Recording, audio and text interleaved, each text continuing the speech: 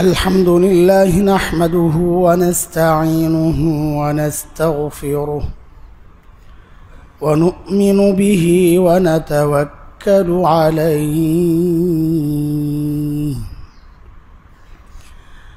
ونعوذ بالله من شرور أنفسنا ومن سيئات أعمالنا من يهده الله فلا مضل له ومن يضلله فلا هادي له وأشهد أن لا إله إلا الله وحده لا شريك له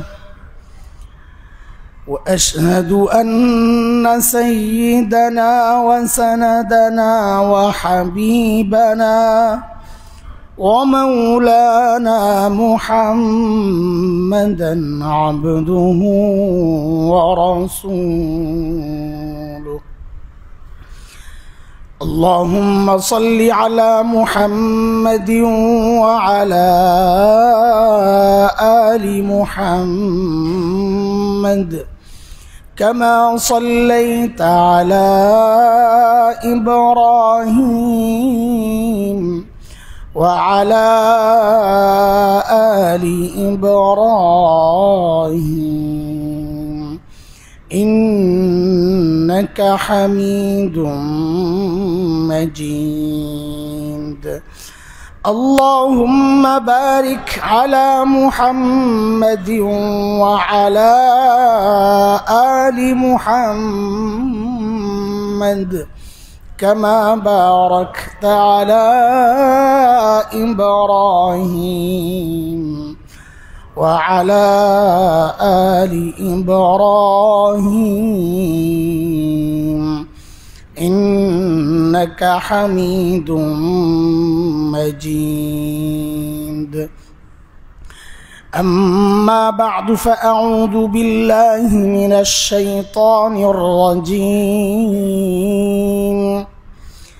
بسم الله الرحمن الرحيم وما خلقت الجن والإنس إلا ليعبدون آمنت بالله صدق الله العلي العظيم محترم حاضرين আল্লাহ সুবহানাহু ওয়া তাআলার অশেষ করুণা রহম দয়া মেহেরবানিতে ধীরে ধীরে ধীরে ধীরে আমরা আমাদের জীবনের হায়াতের এক দামি মুহূর্ত, যেটা সবচেয়ে দামি সময়, যেগুলো রমাজান আল মুবারক মাহে রমাজান, এই মাসের দিকে ধীরে ধীরে আগাচ্ছি। আলহামদুলিল্লাহ, আল্লাহ তাআলা যেন আমাদের সবাইকে এই মাসের বরকত, ফজিলত, রহমত এর থেকে আমরা কেউ যেন বঞ্চিত না হই। আল্লাহ আমাদের সবাইকে কবুল করেন। আমি কোরআন আল করিমের সূরা যারিয়াত ওয়ায-যারিয়াত এই সূরার একটা আয়াত, 56 নম্বর আয়াত তিলাওয়াত করেছি আপনাদের সামনে। আল্লাহ তাআলা জিন এবং মানুষ, মানব দানব সৃষ্টির উদ্দেশ্য জানাচ্ছেন। ওয়ামা খালাকতুল জিন্না ওয়াল ইনসা ইল্লা লিয়াবুদুন, আমি জিন এবং মানুষ বানাইছি শুধুই আমার ইবাদতের জন্য। তাদের কাজ হলো ইবাদত করা। প্রশ্ন থাকবে, ইবাদতের জন্য কি ফেরেশতারা যথেষ্ট ছিল না? ফেরেশতার সংখ্যা তো কম না, তো ইবাদতের জন্য ফেরেশতা কি যথেষ্ট ছিল না? তারাও তো ইবাদত করত। এবং এই প্রশ্ন আমাদের যেমন জাগছে, এই প্রশ্ন ফেরেশতাদেরও জেগেছিল। আল্লাহ তাআলা যখন ফেরেশতাদের সামনে নিজের ইচ্ছা ব্যক্ত করলেন, কোরআনে আসছে সূরা বাকারায় আল্লাহ বলেন, وإذ قال ربك للملائكة إني جاعل في الأرض خليفة আল্লাহ যখন বললেন জমিনে আমি খলিফা পাঠাবো যারা আমার ইবাদত করবে, আমার হুকুম বাস্তবায়ন করবে, শরিয়া প্রতিষ্ঠা করবে, এমন কাউকে আমি পাঠাবো। ফেরেশতাদের সামনে আল্লাহ যখন এই কথা রাখলেন, তো ফেরেশতারা আল্লাহর সামনে ওই সংশয়ই প্রকাশ করেছেন, আতাজালু ফিহা মান ইউফসিদু ফিহা ওয়া ইয়াসফিকুদ দিমা, এমন কাউকে আপনি পাঠাবেন জমিনে যারা যায় হানাহানি করবে, মারামারি করবে, রক্তারক্তি করবে, ফাসাদ সৃষ্টি করবে, বিশৃঙ্খলা তৈরি করবে, এদেরকে পাঠাবেন। ফেরেশতারা এটা কোত্থেকে জানলো যে মানুষ এই কাজ করবে? এটার অনেক ব্যাখ্যা দেন মুফাসসিররা। কেউ কেউ বলেন যে মানুষের আগে জিন্নাত এই দুনিয়ায় বসবাস করত, ওই ওদের অবস্থা দেখেই ফেরেশতাদের আশঙ্কাটা জাগছে যে ওখানে যারা যায় তো এই কাজই করে। মানুষের মধ্যে একটা প্রবণতা আছে যে এই দলে ঢুকলেই অটোমেটিক মানুষ কেমন যেন উগ্র হয়ে যায়, এমন একটা কথা বলে মানুষ অনেকে, যে কি দলের সমস্যা, না সব খারাপ লোকগুলাই ওখানে যায়, না ওখানে যাওয়ার পর খারাপ হয়ে যায়, এটা নিয়ে ডিসকাস চলে। কিন্তু ওখানে গেলে যে মানুষ উগ্র হয়ে যায়, একটা কেমন কেমন হয়ে যায়, এটা সবাই স্বীকার করে। হ্যাঁ, ইখতিলাফ মতানৈক্য কী নিয়ে, যাওয়ার পর খারাপ হয় না খারাপগুলো ওখানে যায়, এটা হলো ঝামেলা। তো এটা মানুষের অনুমান। তো ফেরেশতারা ওই অনুমান করছে, দুনিয়া তো ওই জায়গা যেখানে গেলেই তো মানুষ মারামারি করে, মানুষ মানে সৃষ্টি মারামারি করে, জিন্নাতরা করছে, বিশৃঙ্খলা করছে, শুধু লাগালেই। তো ফেরেশতাদের এই জানতে চাওয়াটা এটা অভিযোগ ছিল না, আল্লাহর সিদ্ধান্তের সামনে কোনো আপত্তি ছিল না, এটা ছিল জানতে চাওয়া যে আল্লাহ কাদেরকে সৃষ্টি করবেন, তারা তো যায় মারামারি করবে না। আমরাও তো এরকম বড়দের সামনে বলি এটা বেয়াদবি না, এটা যে করবেন এটা এমন সমস্যা হইতে পারে না। তো না কিছু হইলেও আমি জানি এটা ভালো একটা দিক আছে, এটা বলে ছোটদেরকে আমরা বুঝাইয়া দিই। বাকি পরামর্শের সময় কথা কিন্তু আসে, এটা করলে এই সমস্যাটা হইতে পারে না, এই ধাঁচের ছিল ফেরেশতাদের। কারণ ফেরেশতারা আল্লাহর হুকুমের বিরুদ্ধে দাঁড়াবে এই শক্তি যোগ্যতা ফেরেশতাদের ছিলই না। ফেরেশতাদের গুনাহ করার যোগ্যতা ছিলই না, বিরোধিতার যোগ্যতা ছিলই না। আমরা এই কথা বারবার আপনাদেরকে শোনাইছি। সূরা তাহরিম 6 নম্বর আয়াত 28 নম্বর পারা আল্লাহ বলেছেন ফেরেশতাদের সম্পর্কে, লা ইয়াসুনাল্লাহা মা আমারাহুম ওয়া ইয়াফআলুনা মা ইউমারুন।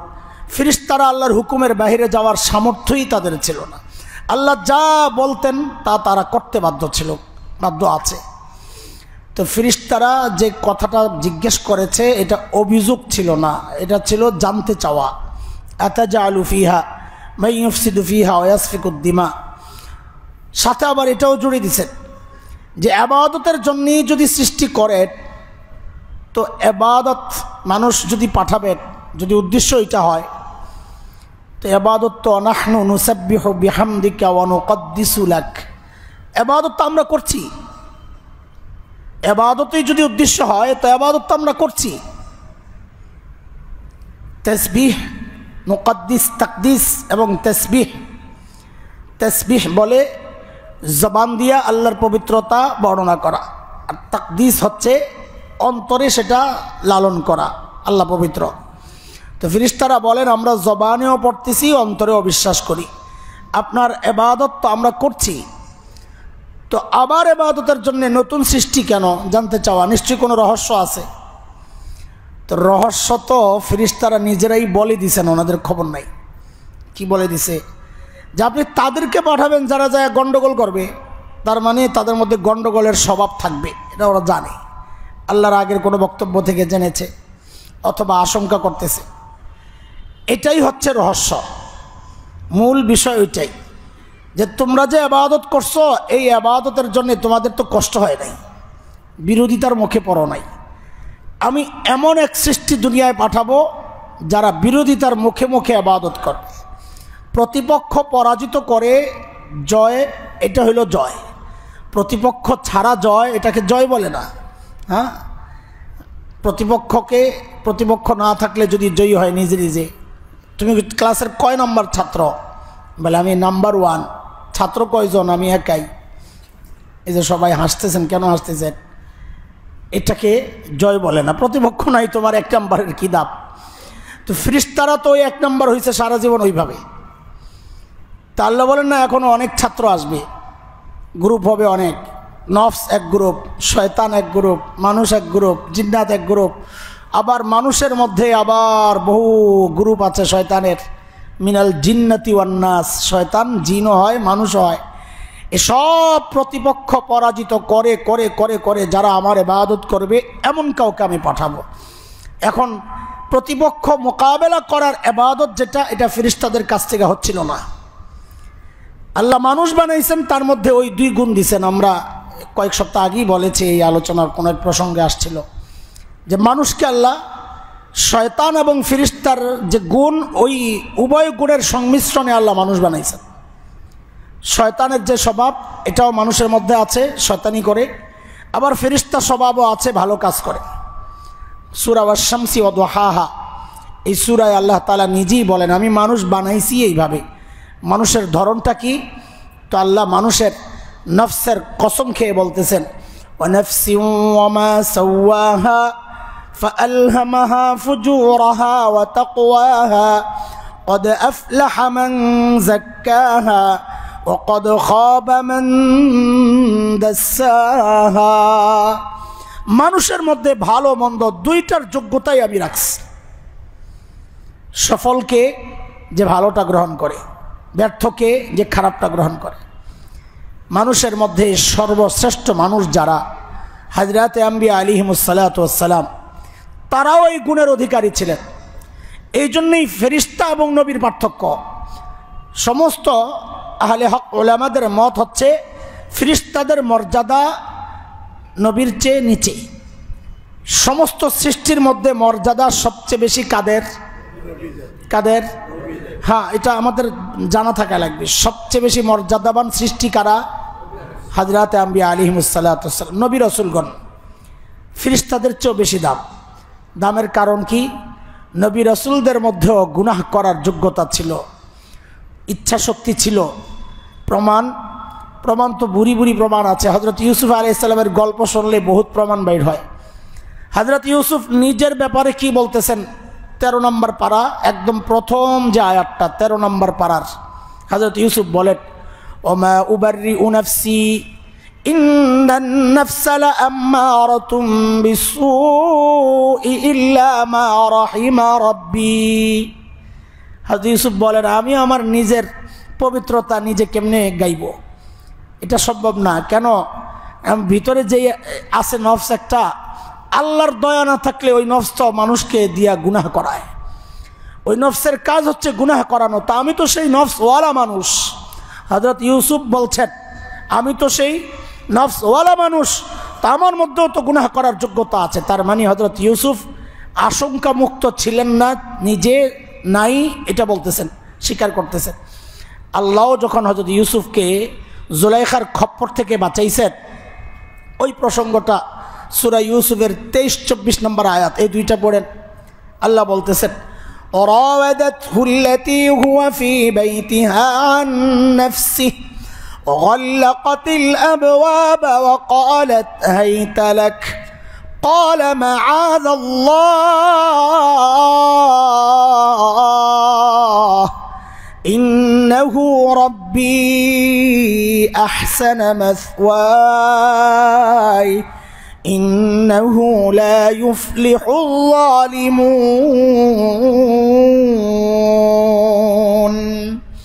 হযরত ইউসুফ ফেঁসে গিয়ে আল্লাহকে ডেকেছেন, আল্লাহ আমারে বাঁচান।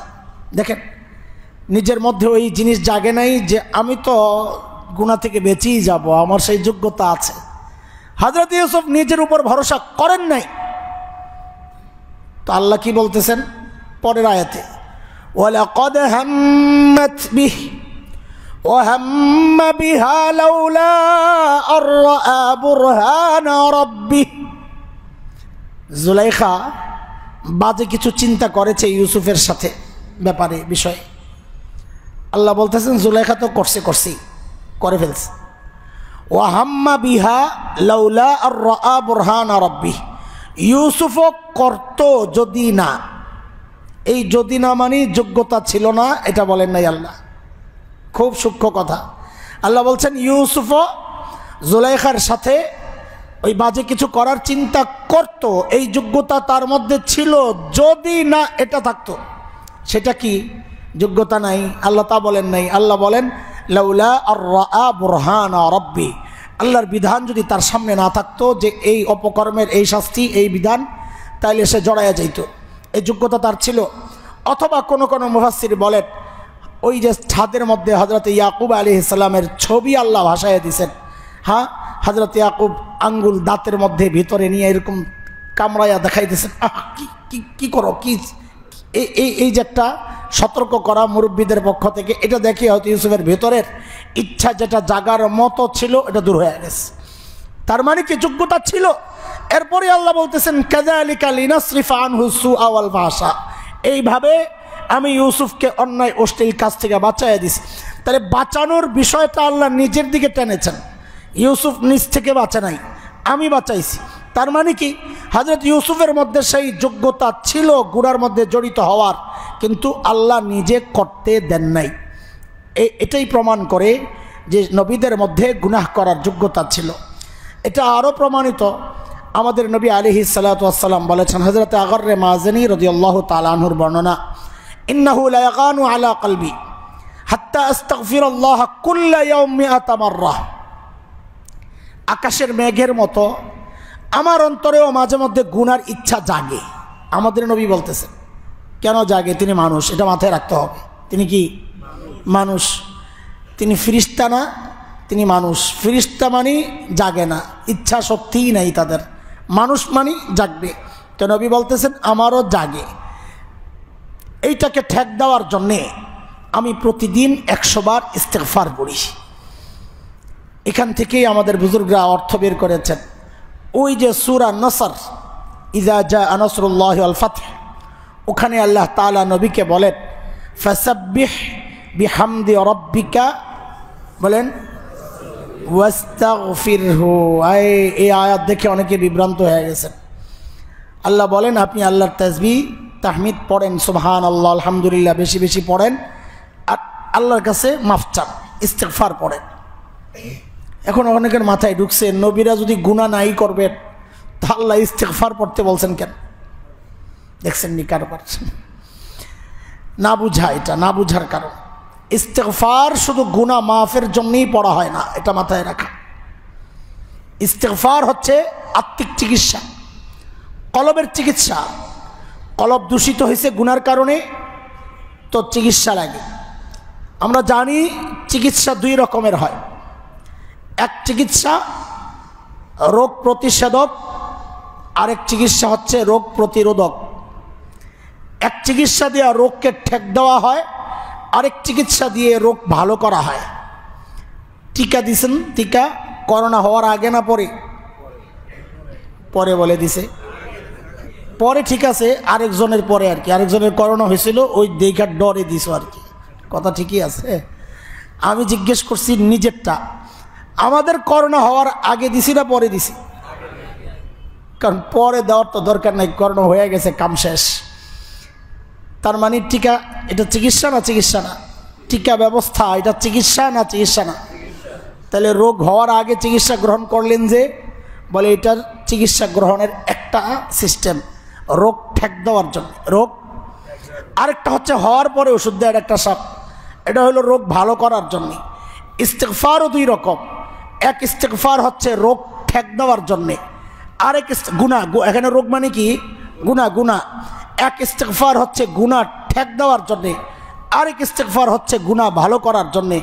নবীদেরকে যে আল্লাহ বলেছেন যে আপনি ইস্তেগফার পড়েন, এই ইস্তেগফার নবীদের গুনাহ মাফ করানোর জন্যে না, এই ইস্তেগফার হচ্ছে গুনাহকে ঠেক দেওয়ার জন্যে। টিকা টিকা তো এটাই প্রমাণ নবীদের ইস্তেগফার যে গুনাহকে ঠেক দেওয়ার জন্যে, এই হাদিস প্রমাণ। নবী বলেন আমারও গুনাহ করার ইচ্ছা জাগে, মেঘমালার মতো একটু উকি জাগে, মানে একটু উকি ঝুঁকি দেয়, কিন্তু আমি ওইটাকে ঠেক দেওয়ার জন্যে প্রতিদিন 100 বার ইস্তেগফার পড়ি। এই জন্য ইস্তেগফার সবসময় পড়তে থাকা। কেন? এমনি তো ইস্তেগফারের অনেক লাভ, কিন্তু গুনাহ সংক্রান্ত যেই লাভ সেটা হচ্ছে গুনাহ অতীতেরটা মাফও হয় এবং ভবিষ্যতেরটা ঠেক দেওয়া হয়।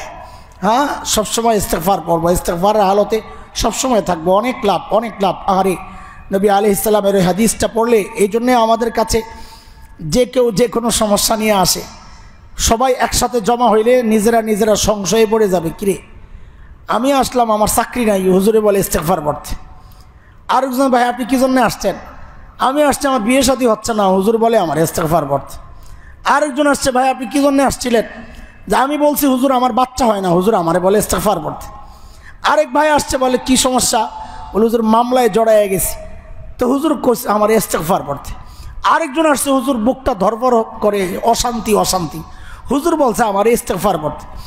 আরেক ভাই আসছে, ভাই হুজুর আমার ঋণে পড়ে গেছি, হুজুর আমারে বলছে ইস্তেগফার পড়তে। আরেক ভাই বলে হুজুর আমার তো চাকরি বাকরি হচ্ছে না, রিজিকের সমস্যা, টানাটানি সংসারে, হুজুর আমাকেও বলছে ইস্তেগফার পড়তে। সবাই একসাথে জমা হইয়া যে হুজুর তো ভালো না রে ভাই, সব রোগের এক ওষুধ দেয়, আপনারা জমা হয়ে যাবেন, তাই না? হ্যাঁ, এটা গুলিস্তানের হালুয়া বিক্রেতা, তাই না? গুলিস্তান হালুয়া বিক্রি করতো এক সময়, আমরা ছোটোবেলায় দেখছি, এখন তো এগুলো কমে গেছে।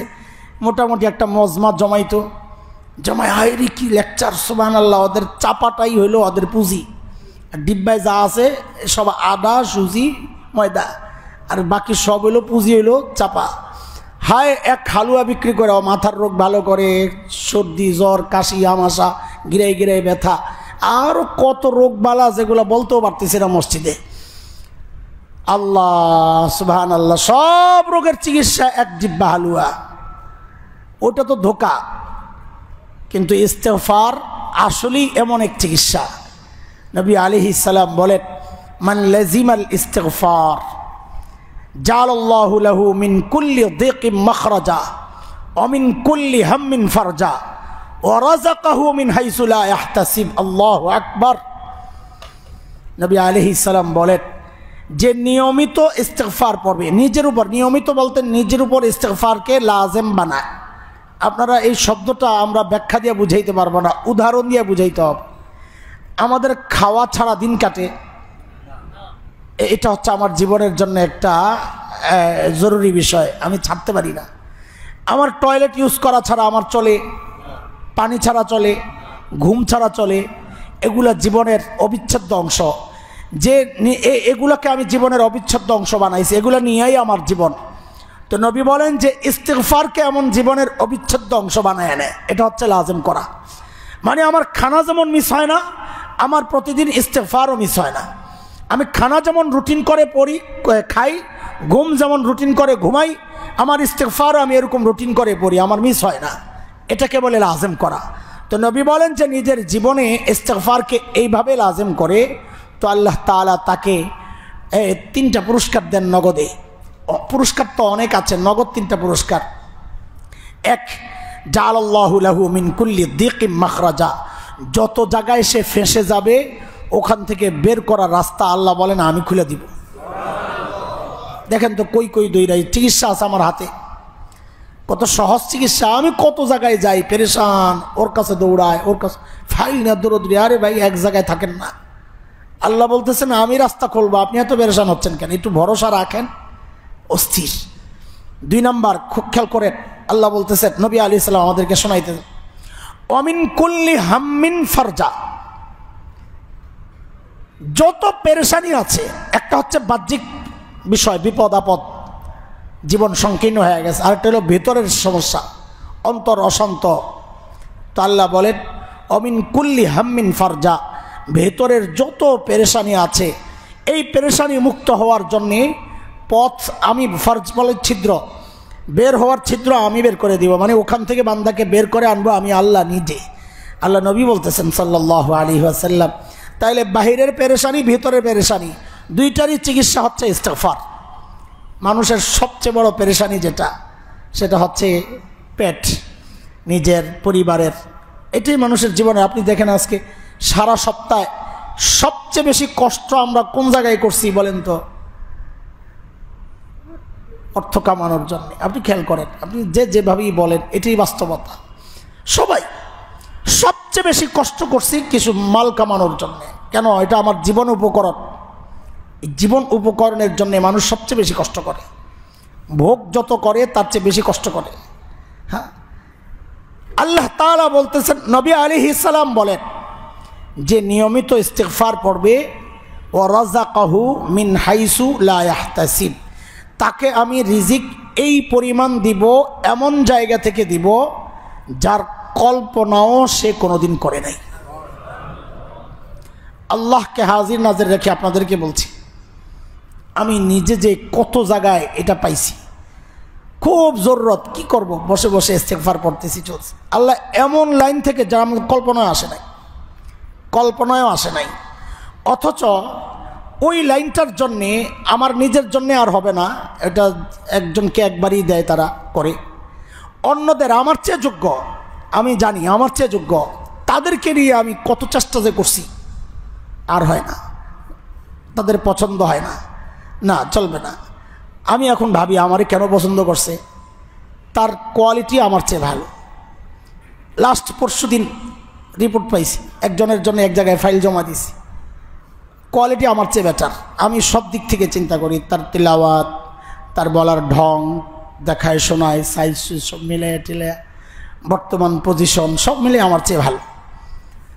তো ওখান থেকে আমাদের কাছে, আমরা পুরান মানুষ, একটু সহযোগিতা চাই, আমাদের একজন লোক দরকার এই জায়গায়, এই কাজ, ঠিক আছে দিচ্ছি, গত 2 বছর থেকে দিচ্ছি, কাজ হয় না, রিটার্ন আসে। অথচ যাদেরকে দিছি যেই ফাইল, আপনারা শুনলে আপনারাও অবাক হবেন, ইনারটা হয় নাই, কারণ আপনাদের কাছে তারা তো অনেক বড় হিরো, অথচ আমি দিয়া রিজেক্ট হয়েছি, চলবে না। তো এদেরটা যত রিজেক্ট হয় আমি তত বেশি অবাক হই যে আমারটা কেন হয়েছিল, তাইলে আমি নিজেও তো এখন বুঝতেছি না আমারটা কেন হয়েছে। এক চান্সে হয়ে গেছে, একজন পাঠাইছে, ওকে ফাইনাল। আমার ওখান থেকে ফোন দিছে যে আপনি মুস্তাইদ আন্ত শেখ, আপনি কি রেডি? আনা মুস্তাইদ, আলহামদুলিল্লাহ, ঠিক আছে, প্রস্তুতি নেন, আমরা ভিসা টিকিট পাঠিয়ে দিচ্ছি, খালাস, কাম সেরে চলে আসছে। ওই সময়ে এমন একটা কিছু আমার খুব দরকার ছিল, আমি শুধু ইস্তিগফার পড়তাম আর কাঁদতাম। আমার কাছের মানুষরা সবাই মোটামুটি জানে বিষয়গুলো, শুধু কাঁদতাম আর ইস্তিগফার পড়তাম। আল্লাহ কিভাবে কি ব্যবস্থা করছেন আমি আজও বুঝতেছি না। আমি বলি যে ইস্তিগফারের এই যে লাভটা, এটা দুনিয়ার আর কেউ জানুক না জানুক, উপলব্ধি করুক আর না করুক, আমার দিল থেকে আমি এটা পুরো উপলব্ধি করি যে আল্লাহ যে আল্লাহ নবী যে বলেছেন কোত্থেকে আসবে তুমি কল্পনাও করতে পারবে না, আর পরিমাণটা কি হবে এটা কল্পনাও করতে পারবে না। আল্লাহ শুকর। এই জন্যে আমাদের প্রসঙ্গ, আরেকটা প্রসঙ্গ চলে আসছে, এই জন্যে বললাম আপনাদের যার যা সমস্যা আছে, কোনো সমস্যা আপনি সমস্যা না মনে করে সমাধানে মন দেন। সমাধান কি? সারাক্ষণ পড়বেন খালি ইস্তিগফার, আস্তাগফিরুল্লাহাল আযীম ওয়া আতুবু ইলাইহি। ঋণ হোক, সেটা মানসিক পেরেশানি হোক, বাহিরের গণ্ডগোল পেরেশানি হোক, আর্থিক সমস্যা হোক, চাকরি বাকরি নাই সমস্যা হোক, দোয়া খালি এখানে না চায়া খালি আল্লাহর কাছে বলেন আস্তাগফিরুল্লাহাল আযীম। এমনটা মনে না করি ইস্তিগফার শুধু গুনাহ মাফ করানোর জন্য পড়া হয়। গুনাহ মাফ ইস্তিগফারের একটা লাভ, অনেকগুলো লাভের একটা লাভ। আপনি সূরা নূহ পড়বেন, 12, 11, 10, 11, 12 আয়াত, এগুলো পড়বেন। 29 নম্বর পারার সূরা নূহ, এই সূরায় আসছে অনেকগুলো লাভ। এখানেও সব লাভ নাই, কিছু লাভ আছে, কিছু লাভ আয়াত থেকে পাওয়া যায়, কিছু লাভ হাদিস থেকে পাওয়া যায়। সব মিলাইলে দেখা যায় লাভ আর লাভ, লাভ আর লাভ। এই জন্যে এমনটা ভাবার কোনো কারণ নাই যে আমার গুনার জন্যই আমি ইস্তিগফার পড়ব। গুনাহ করলেই মানুষ বলে আস্তাগফিরুল্লাহ আস্তাগফিরুল্লাহ। না না, আপনি বিপদে বসছেন, আপনি তাও পড়েন আস্তাগফিরুল্লাহ আস্তাগফিরুল্লাহ, কাজ হবে ইনশাআল্লাহ তাআলা। কোত্থেকে কই চলে গেছে, আল্লাহ আমারে মাফ করেন। নবীদেরকে আল্লাহ ইস্তিগফার পড়তে বলছেন কেন? গুনাহ মাফ করানোর জন্য না। ওই কথা বলতে গিয়ে বলেছি যে আমাদের একটা মাথায় ঢুকছে ইস্তিগফার শুধু কিসের জন্যে? গুনাহ মাফের জন্য। না না, ইস্তিগফারের আরো অনেক লাভ আছে। তার মধ্যে একটা লাভ হচ্ছে গুনাহকে ঠেক দেওয়ার জন্যে। গুনাহকে, তো নবীরা ইস্তিগফার কেন পড়ছেন? গুনাহ করার কারণে না ঠেক দেওয়ার কারণে? ঠেক দেওয়া। এখানেই নবীদের মর্যাদা ফিরিস্তাদের চেয়ে বেড়ে গেছে। নাহলে ফিরিস্তারাও কিন্তু কেউ কোনো গুনাহ জিন্দিগিতে করেন নাই, ইবাদত করছেন। সারাক্ষণ তারা ইবাদত করতেই থাকেন, তাসবিহ পড়তেই থাকেন ফিরিস্তারা। ওই যে এখন নাসার বিজ্ঞানীরা নাকি কি অদ্ভুত আওয়াজ পাইতেছে, হ্যাঁ শুনছেন না আপনারা? কিসের আওয়াজ এগুলো? তারা অনুমান করতেছে কোরআনে যে আসছে ও ইমিন শাইইন ইল্লা ইউসাব্বিহু বিহামদি, যে আল্লাহর যত সৃষ্টি আছে সব আল্লাহর তাসবিহ পড়ে, আলহামদুলিল্লাহ পড়ে, সুবহানাল্লাহ পড়ে। এগুলো আমরা শুনি না, গাছও পড়ে, প্রাণীরাও পড়ে, সব পড়ে, আমরা শুনি না। এখন ওই বিজ্ঞানীদের বিশেষ যন্ত্র সেগুলো আওয়াজ করতে পারতেছে যে কিছু একটা আওয়াজ হচ্ছে, কে যেন কি পড়তেছে। আল্লাহু আকবার, আল্লাহু আকবার। এই জন্যে বলি ফেরেশতাদের আওয়াজ এখন মুসলমান হইলে বইলেই ফেলতো যে সুবহানাল্লাহর আওয়াজ পাইতেছি, হয়তো এমন কিছু পাচ্ছে কিন্তু বলতেছে না। এটা মাথায় রেখেন, বললে তো আমাদেরটাই ঠিক হয়ে যাবে। সারা দুনিয়ার মানুষ না আবার এদিকে ঝুঁকে যায় যে তোমাদের গবেষণাই তো বলে কোরআন শুদ্ধ, কোরআন যা বলে তাই ঠিক। এই জন্য হয়তো ওগুলো বলছে না, হয়তো বা ওইটা দিয়েই চালাইয়া দিচ্ছে যে কিছু একটা আওয়াজ পাওয়া যাচ্ছে, গুনগুন আওয়াজ, আর কিচ্ছু না, এগুলা সব আল্লাহর তাসবিহ পড়তেছে, সুবহানাল্লাহ বিহামদি। তো ফেরেশতাদের ওই ইবাদতের কোনো মূল্য আল্লাহ দিচ্ছেন না, করতেছে তারা, কিন্তু আল্লাহ মূল্য দিবেন না, দেন না। নবীদের গুনাহ থেকে বাঁচার মূল্য আল্লাহ দিচ্ছেন। কেন? ওই যে বিরোধিতা, ফেরেশতাদের কোনো বিরোধিতা নাই, ওদের না আছে নফস, না আছে ওদের প্রতিপক্ষ শয়তান। আমাদের দুইটা ভয়ঙ্কর প্রতিপক্ষ আল্লাহ আমাকে আপনাকে দিয়েই দুনিয়ায় পাঠাইছেন। এক হচ্ছে শয়তান, আরেক হচ্ছে নিজের ভেতরের কুপ্রবৃত্তি, যেটা প্রবৃত্তি দুইটাই ভালো মন্দ দুইটাই দিয়েছেন। কুপ্রবৃত্তি যেটা, সেটা এটা বিশেষ কোনো গোস্ত না, বিশেষ কোনো অঙ্গ তালাশ করেন না, প্রত্যেকটা অঙ্গের মধ্যেই নফস আছে। চোখের একটা নফস আছে, এটা ভালো কিছুও দেখতে চায়, খারাপ কিছুও দেখতে চায়। কানেরও একটা নফস আছে, এটা ভালো কিছুও শুনতে চায়, খারাপ কিছুও শুনতে চায়। হাতেরও একটা নফস আছে, এটা ভালো কিছু স্পর্শ করতে চায়, আবার গুনাহও করতে চায়। প্রত্যেকটা শক্তির নফস আছে। নফস ওই কলবের মতো বিশেষ কোনো শক্তি এটা মনে করার কোনো কারণ নাই। বুঝে আসছে না কথা? তো বলছিলাম আমাদের আল্লাহ তাআলা বলছেন আমি জিন এবং মানুষকে সৃষ্টি করছি কি জন্যে? ভুলে গেছেন? সূরা জারিয়াত। একটু জায়গা দেন, জায়গা দেন ভাই, আসেন আপনি দিকে আসেন, ইমাম সাহেব দিকে আসেন, ভাই দিকে বসেন। থ্যাংক ইউ, বসেন। আলহামদুলিল্লাহ, বসেন। আল্লাহ তাআলা জিন এবং মানুষকে সৃষ্টি করছেন কি কারণে বলেন? এই কথাটা বলার পর আমার কথা আসবে। কি কারণে? কি কারণে? আজকে সকালে নাস্তা করছেন? ঘুমাইছেন? সারাক্ষণ আমাদের ইবাদত বেশি হয় না অন্য কাজ বেশি হয় বলেন? আপনাদের কি হয় জানি না, আমার অন্য কাজ বেশি হয়। আপনাদের হালত জানি না, আপনারা আমাদের চেয়ে নিশ্চয়ই ভালো। কিন্তু আখের এটাই কথা, আমাদের ইবাদতের চেয়ে অন্য কাজ ঠিক। তাইলে আল্লাহ তাআলার যে উদ্দেশ্য আমাকে সৃষ্টির, আমি তো প্রতি মুহূর্তে সেই উদ্দেশ্যের বিরোধিতায় দাঁড়ায় আছি। প্রতিটা মুহূর্ত, প্রতিটা দিন আমি আল্লাহর উদ্দেশ্যের বিরুদ্ধে দাঁড়ায় আছি। এর থেকে সহজ বাঁচার একটা উপায় আছে, আমরা এটা আগে আপনাদেরকে বলেছি, আবারও বলি মনে করায় দেওয়ার জন্যে। শেখ আল্লামা তাকি উসমানী দামাত বারাকাতুহুমুল আলিয়া বলেছেন যে আমার প্রতিটা মুহূর্ত আমি ইবাদত করব চাইলে পারি। কি সেটা? আমার প্রত্যেকটা কাজ করার সময় আমি শুধু একবার ভাববো এই কাজটা আমাদের নবী আলাইহিস সালাম কিভাবে করেছেন, বাস এনাফ। তখন আমার ঘুমটাও ইবাদত হয়ে যাবে, তখন আমার খাওয়াটাও ইবাদত হয়ে যাবে, তখন আমার হাঁটাও ইবাদত হয়ে যাবে, এমনকি আমার টয়লেট ইউজ করাটাও ইবাদত হয়ে যাবে যদি সেটা আমি আমার নবীর সুন্নাহ অনুযায়ী করি। যে নিয়মগুলো আছে ওই নিয়ম মেনে যদি করি।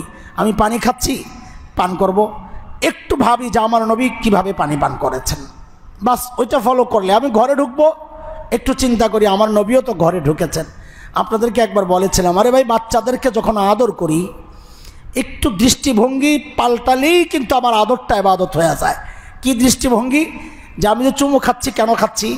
বাচ্চার জন্য মায়া, সেটা আড়াল করি না, ভেতরটা ভেতরেই রাখি। মাথায় আনি কি আমার নবী বাচ্চাদেরকে চুমু খেতেন, তখন আমার এই চুমু খাওয়াটাও ইবাদত হয়ে যাবে। আমি বিছানা ঝেড়ে ঘুমাচ্ছি, ঝাড়ছি তো অবশ্যই, ঝাড়ার সময় একবার শুধু দৃষ্টিভঙ্গি চেঞ্জ করি যে আমি বিছানা কেন ঝাড়ছি, যে আমার নবী বিছানা ঝেড়ে শুইতেন, ঝেড়ে শোয়ার জন্যই বলেছেন, সেই জন্যে ঝাড়ছি। তাহলে আমার ঝাড়া হয়ে গেল, ঝাড়াটা কি হয়ে গেল?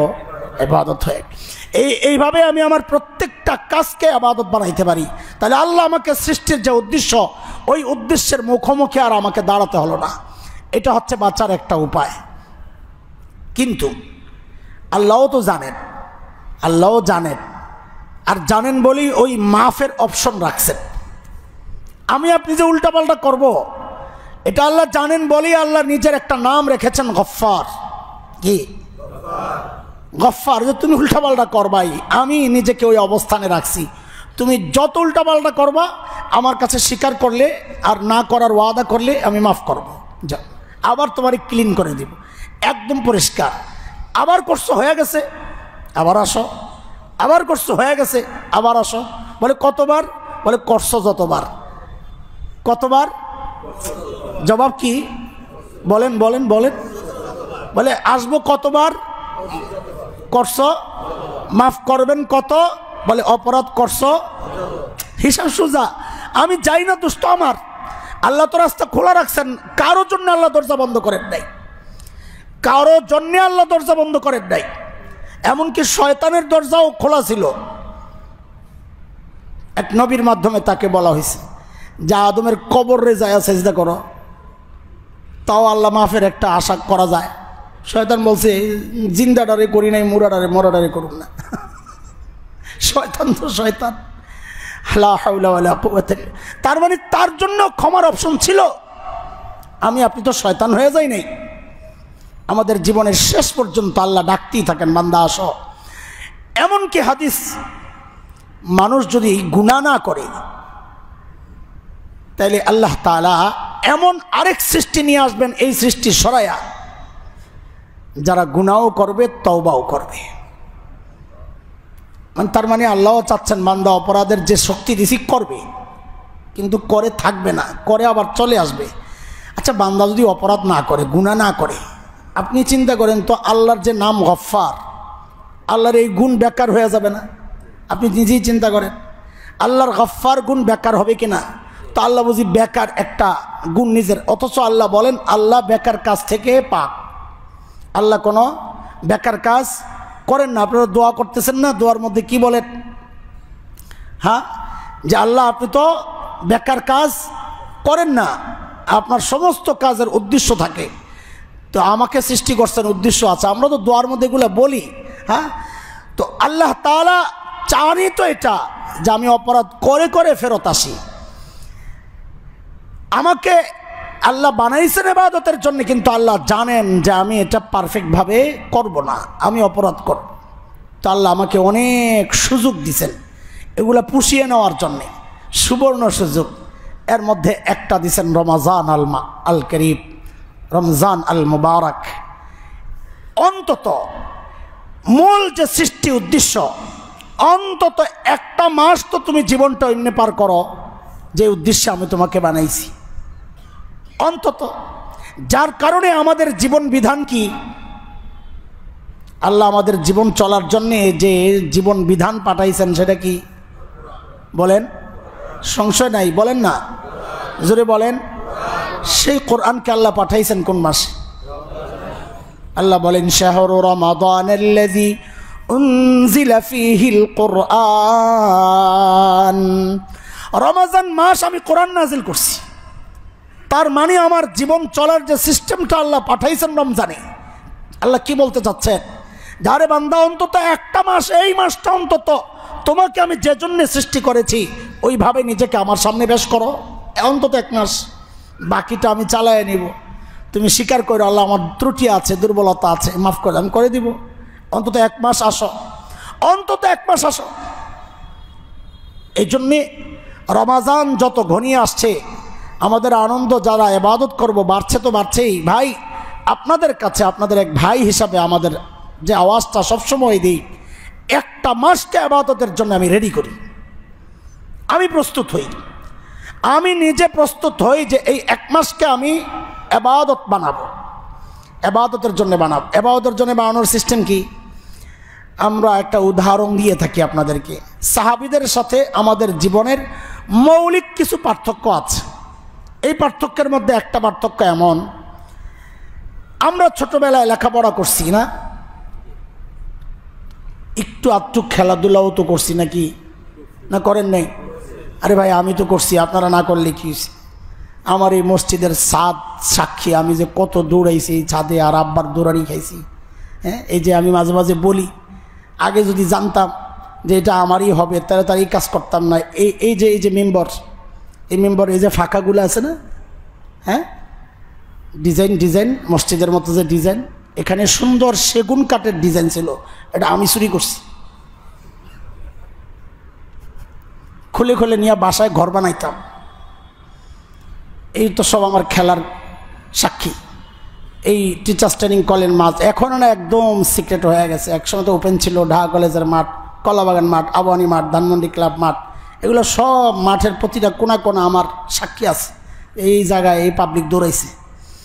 হ্যাঁ, পায়জামা পরে চলে যেতাম সকালবেলা, পাবলিক বলতো হুজুর আসছে, হুজুর আমার সাথে, ভালো খেলতাম ফুটবল, হুজুর আমার সাথে মায়া করে করে আমার দলেরই খেলছি, অস্বীকারের সুযোগ নেই। যে বয়স খেলার খেলছি, লেখাপড়া করছি আমি, আমার ক্লাসে বরাবর ফার্স্ট হয়েছি, আমার সময়ের সেরা ছাত্র আমি। এটা আমার সমবয়সী যারা তারা জানে, আমার ওস্তাদরা জানে, বা আমাকে ছোট থেকে যারা দেখছেন তারা জানে।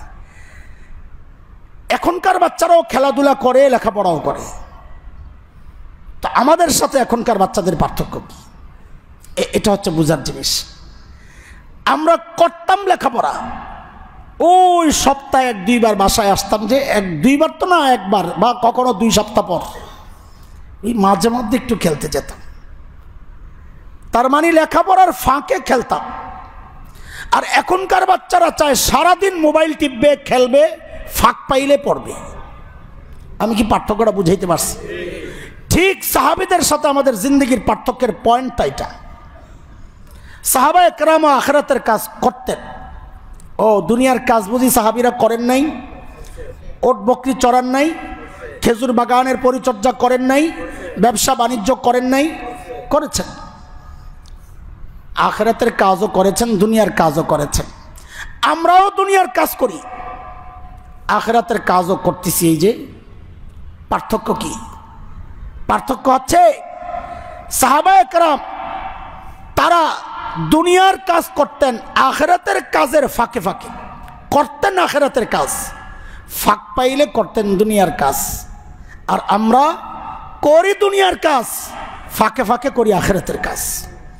মৌলিক পার্থক্য এটা, আরও শেষ হয় নাই পার্থক্য। সাহাবায়ে কেরাম আখিরাতের কাজের ফাঁকে ফাঁকে যে দুনিয়ার কাজটা করতেন, ওই কাজটাও নবীর তরিকা পদ্ধতি দিয়া সাজায়া, সুন্নত দিয়া সাজায়া, ওই দুনিয়ার কাজটাকেও ইবাদত বানায়া ফেলতেন।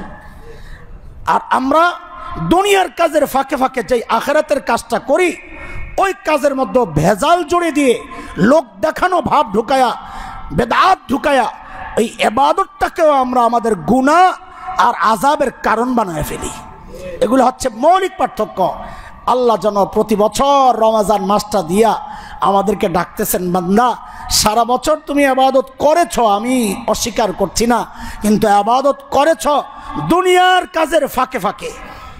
আমি একটা মাস তোমার কাছে চাই যে তুমি ইবাদতের ফাঁকে ফাঁকে দুনিয়ার কাজ করবা। একটা মাস তো এমন বানানো দরকার আমাদের যে আমরা ইবাদত করব ফাঁকে ফাঁকে। বলেন ফাঁকে ফাঁকে। এর জন্য সবচাইতে সহজ উপায় হচ্ছে একটা 24 ঘন্টার রুটিন বানানো। আপনাদের কাছে আমি সহজ একটা প্রস্তাব দিই, ওই 24 ঘন্টার রুটিনের মধ্যে 2 ভাগ করলে 12 হয় না? 2 ভাগ করলে এই 12 আর 12-র একদিকে একটু ইয়ে করে দেন, বেশি করে দেন।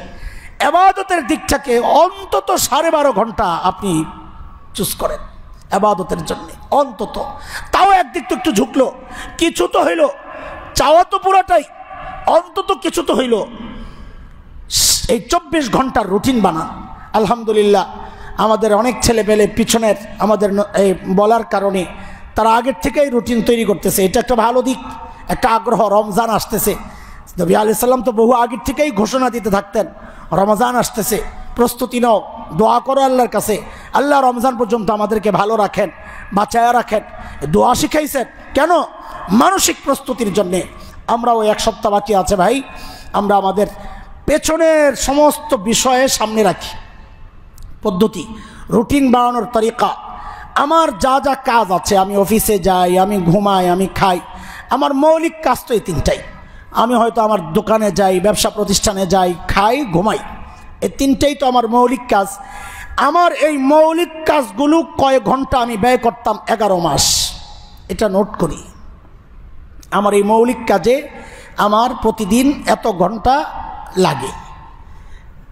আরও কিছু ছুটা কাজ আছে। ছুটা কাজ কি? একটু গল্প করা, একটু ফেসবুক, একটু টেলিভিশন, একটু পেপার পত্রিকা, এগুলো হলো ছুটা কাজ। হ্যাঁ, এগুলোকেও একটু নোট করি। ছুটা কাজ যেগুলো আমার মৌলিক কাজ না, না হইলেও চলে। মাঝে মধ্যে বাচ্চাদেরকে বলি, এই আমরা যে ফেসবুক চালাই না, আমাদের কি তোমাদের চেয়ে ঘুম কম হয়? না, বেশি হয়, কারণ তোমার মাথা তো আউলে রয়েছে। ওই যে পোস্ট একটা দিছো, একটু পরে পরে চেক করতে হবে লাইক কয়টা পাইছো, কমেন্ট কয়টা হয়েছে, শেয়ার কয়টা হয়েছে। ওই পেরেশানি তো আমার নাই। ওই যে এক জায়গায় যায় একজনকে খোসা দিয়ে আইসো, ওই খোসার রিপ্লাই কি আসছে ওটা দেখে আবার পাল্টা খোসা দিতে হবে। ঘুম থেকে ওইটাই চেক করে যে কি আসলো খোসাটা। ওই পেরেশানি তো আমার নাই। কাজে যারা ফেসবুক চালাও তাদের চেয়ে ঘুম আমাদের একটু ভালোই হয় আলহামদুলিল্লাহ।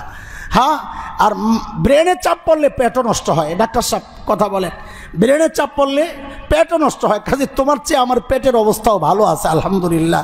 ডাক্তার সাহেব পরীক্ষা করেন আমার মাঝে মাঝে 6-7 মাস পর, তো বলেন আপনি তো খুব ভালো আছেন আলহামদুলিল্লাহ। ডায়াবেটিসও খুঁজে পায় না, প্রেশারও খুঁজে পায় না, খালি বাড়তি ওষুধ দেয় যেন না হয়। আমি বুঝি, কিন্তু ভয় দেখায়, আশঙ্কা। আমি বুঝি, আমরাও ওয়াজে এই কথা মানুষে বুঝাই, তো ডাক্তারদের আশঙ্কা আছে বেড়ে যেতে পারে কোলেস্টেরল, এই জন্যই ওষুধটা নিয়মিত চালাইতে হবে। থাইরয়েড বেড়ে যেতে পারে, একটু শরীর ফুলা ফুলা, খাওয়ার চেয়ে বেশি ফুলা বেড়ে যেতে পারে, নিয়মিত ওষুধ খাইতে হবে, নিয়মিত, খালি নিয়মিত। আমরা বলি ইস্তেগফার নিয়মিত করতে, আর ওনারা আমরা ওষুধ নিয়মিত খাইতে। এই কী অবস্থা! এগুলো আমরা বুঝি। আলহামদুলিল্লাহ, আলহামদুলিল্লাহ, আল্লাহ খুব ভালো রাখছে, খুব ভালো রাখছে। না প্রেশার আছে, না ডায়াবেটিস আছে। দেখতে মনে হয় যে খুব মোটা সোটা, খুব বুঝি প্রেশার। না না, প্রেশার হলো জবানে, শরীরে প্রেশার কম আছে আলহামদুলিল্লাহ। আল্লাহ শুকর, সুস্থ আছে আল্লাহ শুকর আলহামদুলিল্লাহ। তো তোমরা যারা ফেসবুক চালাও, তোমাদের চেয়ে শরীরের দিক থেকেও ভালো আছি, মানসিক দিক থেকেও ভালো আছি আলহামদুলিল্লাহ। এবাদতের সময়ও তোমাদের চেয়ে বেশি পাই। আমি বলছি না তোমাদের চেয়ে এবাদত বেশি করি, এটা তো আল্লাহ জানেন। এবাদতের সময় তোমাদের চেয়ে বেশি পাই, কারণ আমার তো কতক্ষণ পর পর মোবাইল চেক করতে হয় না। আমার তো ওই যে বসে বসে তেলাওয়াত করার সুযোগ আমি পাই, আমি তাসবিহ টিপার সুযোগ পাই। আমি বলছি না আমি করছি, আমি ওটা বলবো না। আমি বলছি আমি সময় তো তোমার চেয়ে বেশি পাই। এই জন্যে আমি বলি, আমার সাথে অন্তত যাদের সম্পর্ক, তারা প্রতিজ্ঞা করে ফেলো যে 1 মাস আমি ফেসবুকে ঢুকবো না। কি আসে যায় মিয়া, কি আসে যায়? দেখবার সময় তুমি কোন কাজে লাগাইবা, কাজই তো খুঁজে পাবা না। আমি বলি, এই সমাজের মানুষ যদি ফেসবুক ইউটিউব ছেড়ে দেয় না, তো তার সময় যে হাতে কত, সে পেরেশান হয়ে যাবে। এই সময় আমি এখন কোন কাজে লাগাবো, পেরেশান হয়ে যাবে। এত সময়, এমন বলে সময় পাই না। হুজুর মনে তো চায়, সময় পাই না। গাদা সময় পাও না? ফেসবুক, আড্ডা, ইউটিউব, পেপার পত্রিকা এগুলো ছাড়ো, তো দেখবা তুমি সময় কোন কাজে লাগাইবা, কাজ খুঁজে পাইবা না। আমি বলছি পরীক্ষা করে দেখে, আরে অন্তত 1টা মাস পরীক্ষা করে দেখো, আল্লাহ সহজ করেন। তো বলছি আমাদের বৈধ কাজ যেগুলো আছে সেগুলো নোট করি, নোট করে ওই নোট থেকে আমি হিসাব মিলাই খাওয়ায় কতক্ষণ সময় বের করতাম। আমি প্রতিদিন 3 বারের খাওয়ায় অন্তত 1.5 ঘন্টা ব্যয় করতাম। আমি চাইলে ওই 1.5 ঘন্টারে আধা ঘন্টায় নামায়া নিতে পারি না, কোনো ব্যাপার না। তার মানে খাওয়া থেকে আমার 1 ঘন্টা বের হয়ে গেছে। ওই 1 ঘন্টা আমি ইবাদতে লাগাই, অতিরিক্ত 1 ঘন্টা পাওয়া গেলাম। অন্য সময় যদি 5 ঘন্টা ইবাদত করি, তো আমি আমার জরুরি কাজ থেকে, বিশ্বাস করেন আপনি তালাশ করে দেখেন, আরও অন্তত 5 ঘন্টা বের করতে পারবেন জরুরি টাইম থেকে। অনর্থক টাইম বাদ দিলাম, জরুরি টাইম যেগুলো খাওয়া, ঘুম, নিজের কাজ, এগুলো থেকেও আরও 5 ঘন্টা বের করা যায়। আপনি করে দেখেন। আমি কোথায় 5 ঘন্টা? আমি বলি হ্যাঁ পারবেন। আপনি বাসা থেকে দোকানে আসা পর্যন্ত এটা তো জরুরি কাজ না? তো ওই জরুরি কাজ তাসবিহ পড়তে পড়তে আসলে তো আপনার জরুরি কাজের ফাঁকে ইবাদত ঢুকে গেল। তার মানে পারছেন না বের করতে। যাওয়ার সময় আধা ঘন্টা লাগবে, যেই জ্যাম লাগে রাস্তায় আরও ঘন্টাখানিক লাগতে পারে, সারাক্ষণ ইস্তেগফার পড়তে পড়তে চলে যান, তার মানে আরও 1 ঘন্টা বের হয়ে গেছে জরুরি কাজের ভেতরে, ইবাদতের মধ্যে। দোকানে বসে বসে কাজ কি? কাজ তো হাতের কাজ। কথা বলবেন, যখন বলেন বলেন, বলা ছাড়া তাসবিহ পড়েন, কি সমস্যা? তার মানে কাজের ফাঁকেও তো আমি ইবাদত করতে পারতেছি। খাইতে বসছেন, অল্প সময়ে খান। আমরা তো খাই আয়েসে, কোনটা খাবারের গুণাগুণ সব ব্যাখ্যা করি, বউয়ের সাথে কতক্ষণ ডিসকাস হয়, এটা না করলে পারতা না, লবণটা আর একটু কম হইলে কি হইতো, তোমরা একদম খেয়াল করে রান্না করো না, আর প্রত্যেক দিন এক জিনিস খাইতে মনে চায়, তো বাজার করেন না কেন? বাজারে যান, আমার সময় আছে নাকি? সময় যেহেতু নাই, যায় কথা বলবেন না, যা সামনে হাজির করে চুপচাপ খায়া যায়, ঘুমায় যাবে। আমাদের এক বদভ্যাস পুরা সমাজে ছড়ায় আছে, যা খালি ঘরে ঝাড়ি মারবে। কি করো প্রত্যেক দিন একই আইটেম? তো বাজারে যান না কেন? সময় আছে নাকি আমার? এগুলো তুমি দেখবে না? ওই পোড়া কপাল বউ বাজারে পাঠায়, নওজুবিল্লাহ জালিক, আবার হাতে যায় ঝাড়ি মারে। তোমার ঝাড়ি দেওয়া সাজে না ভাই, যা দেখ খায়া খোয়া চুপচাপ ঘুমায় থাকবা হাসান জামিলের মতো। ফাঁকি দিয়ে আস্তে করে বলে দিলাম আর কি যে আমারও এই স্বভাব, বাজারে যাওয়ার সময় কোথায়। অবশ্য আমাদের বউজিরা তো আর যায় না, অন্যরা পৌঁছায়া দেয়, আল্লাহ শুকর লোক আছে। আলহামদুলিল্লাহ, আল্লাহ তাআলা রমাজান আসছে, আমরা প্রস্তুত হই। রমাজানকে ওই যে মিছিল আর খোশ আমদাদ মাহে রমজান, এই মিছিল দিয়ে রমাজানকে স্বাগত জানানো যায় না। এটা হচ্ছে এই চোখের শান্তি, চোখের শান্তি। বাস্তবতা ভিন্ন। ওই সভা সিম্পোজিয়াম করে রমাজানকে আহ্বান করা যায় না। রমাজানের প্রস্তুতি নিতে হয় নিজে নিজে, টাইম বের করে, কিছু প্রতিজ্ঞা করে যে অন্তত 1টা মাস আমি কাটাবো, কোনো গুনাহ করব না। এই প্রতিজ্ঞার মাধ্যমে রমাজানকে স্বাগত জানাই। আমি আমার রমাজানকে পুরা ইবাদত দিয়ে সাজাবো, এই প্রতিজ্ঞাবদ্ধ হয়ে আমি আমার রমাজানকে সাজাই। টাইম ঠিক করি ইনশাআল্লাহ, রুটিন বানাবো ইনশাআল্লাহ। ইনশাআল্লাহ বলে রমাজানের জন্য 24 ঘন্টার রুটিন বানাবো ইনশাআল্লাহ। ইনশাআল্লাহ ওই রুটিন অনুযায়ী চলবো ইনশাআল্লাহ। হ্যাঁ, আল্লাহ তাআলা আমাদের রমাজানকে বরকতপূর্ণ বানায়া দেন। রমাজানের বরকত রহমত থেকে আমরা কেউ যেন বঞ্চিত না হই, আল্লাহ সে তৌফিক আমাদেরকে দেন। যারা অসুস্থ আছেন, রোজা রাখতে পারবেন না এমন একটা আশঙ্কা, আল্লাহ তাদেরকে সুস্থ করে দেন যেন তারা সবাই রোজা রাখতে পারেন। আমিন। ওয়া আখিরু দাওয়ানা আলহামদুলিল্লাহি রাব্বিল আলামিন।